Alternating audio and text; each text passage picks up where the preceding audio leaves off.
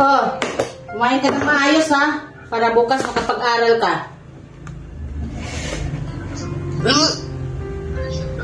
Ano yan?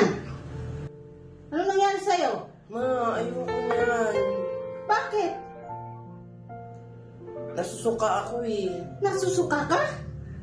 Teka nga muna. Dinadatnan ka pa ba? Di na po. Magdadalawang buwan na po. Ano? Sinong tatay niyang dinadala mo? Si Luisito po. Luisito? Yung kasama natin? Sa workshop? Opo. Walang hiyak ka! Kapal ang pamumukha mo! Hindi naman po namin sinasadya eh. Pinaaral ka namin ng tatay mo!